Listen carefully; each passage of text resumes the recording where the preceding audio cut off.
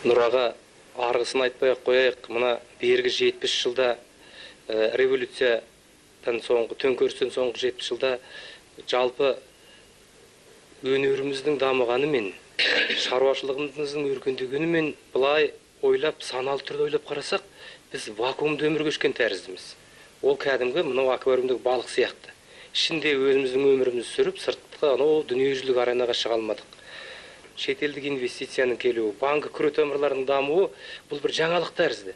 Біз үшін сол аквариумнан, жаңағы вакуумнан шыққан бір жаңалық, өмірге қанат қаққан бір жаңа бір балапан тәріздіміз. Ал енді осының өз үлкен жұмыс қазіргі саясатымыздағы. Сіз өнер адамы ретінде мынау халқыңызға осы экономикалық даму тұрғысынан не айтар едіңіз? Жарғын енді бұлай дүниені көрген баласын музыка жағынан да, өмір жағынан да, мына қазіргі егемендіктің жағдайында терең түсінетін баласын, бірақ мұның бір үлкен бір себептері бар. Егемендік алу деген оңайға тиген жоқ. Біріншіден 70 жыл деп отырмыз. 70 жылдың ішінде біз не көрмедік?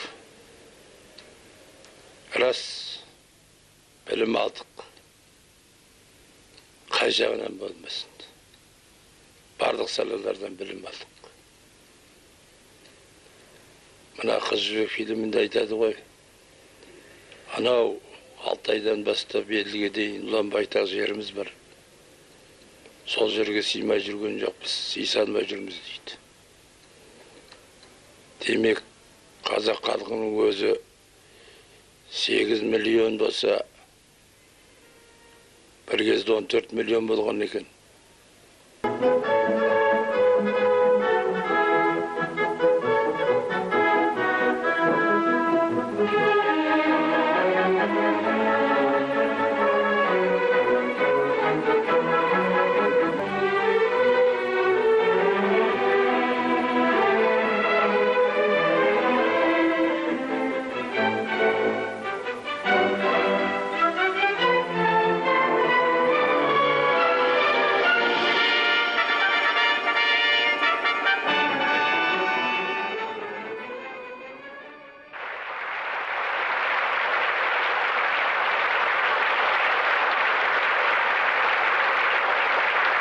Біздің өткен ғасырларда сонау хандық замандарынан жеткен төл өнеріміз, оның ішіндегі ән, күй, терме, жыраулық өнер деген тәрізді жанрлар толып жатыр ғой.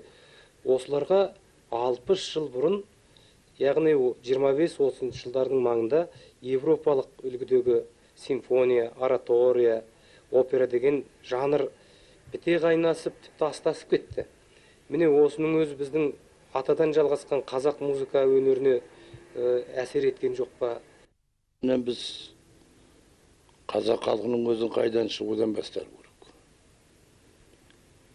Қай халық болмасын, өзі туғаннан бері қарата өлең айтпай, немесе ән айтпай, немесе музыка аспаптарын ойнамай келген жоқ. Бәрі де әрқайсының өзінің елінің, өзінің жұртының музыкалық өнеріне қарай өрнектей білді. 34 жыл өзі бір тарихи жыл.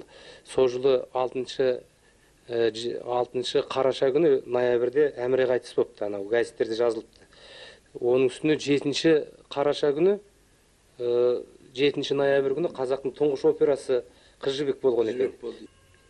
Мен Әміреде әншіні әлі естіп көргем жоқпын. Әміре біздің үйде мынау, қазіргі екінші вокзал базарының түбінде біздің үй әлі тұр. Әлі бұзылған жоқ. Пиво сататын жердің жанында. Не суреті бар үйде. Сонда Жамбылдан бастап, Үмбетар Кәрібаевтан бастап, Кенен Әзірбаевтан бастап, Шашубайдан бастап, бүгін мына жақтағы арқаның ақындары, мына жақтағы алғы мына гармонмен, мен шешем гармонмен тартатын гармон осында тұр, шешемнің гармоны. Ән айтатын. Менің әкем домбырашы болатын. Сонда барлығы біздің үйде жиналып отырып, сонда мен Жандосовты да көрдім. Ілияс ағаны да көрдім. Сәкен ағаны да көрдім. Темірбек ағаны да көрдім. Мен көрмеген адамдарым аз. Осының бәрі көз алдымда қазір. Сонда сол күнде келіп тұратын. Күнде айтыс, күнде той сияқты біздің үй. Сол слет басталғаннан өзі бірнеше күн болды. Ал енді соның ішінде бір айта кететін зат, әміренің қалай қайтысу. Қарашаның 6 күні қайтыс болғанда, қарашаның 4 күні кімді әмірені қонақ шақырып алып кетті мына жердегі не дейді, тастаққа бір жерге. Осылай айтып жүр.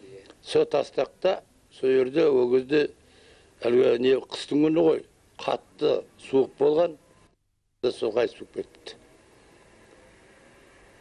Бұл ona sütke katsanmay kaldı. Al endi әмірені көрсеңіз өзіңіз. Былай отырғанда жабай адам сияқты, керемет сұлушаң, ақбаша келген адам, мұрты бар, өзі жеңіл адам емес. Былай жақсы сөйлей білетін, оны соң ән айтқан кезде, енді өзін өзі ұмытып кетеді. Мынау жері былай қарата өсіп, мына мойны қайсы, басы қайсы екенін білмейсің, бірігіп кететін. Соны шырқаған кезде оғыз тұрып алатын. Ағаш аяқта мысалы. Ағаш аяқта айтқан кезде. Біздің қазір солистер екі тактын ұстай алмайды. Демел алмайды. Аңғылдап зорға бітіреді, ән айтса. Мен таңғалғаным сосын сөздері анық қой. Ал ондай әншілер туа бере ме?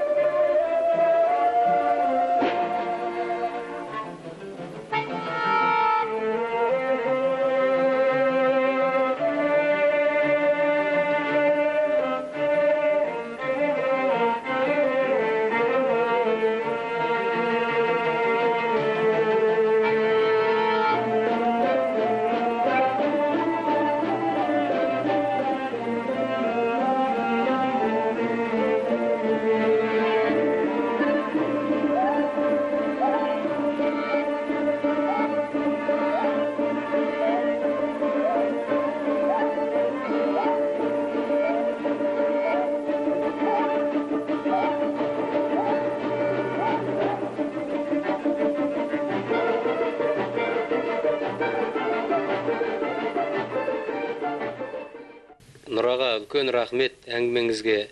Иншалла, мынау сізге де зор денсаулық беріп, және мынау келе жатқан 70 жылдық тойыңызды аталайын деп жатқан халқыңыздың ортасында бірге қызығын көріңіз.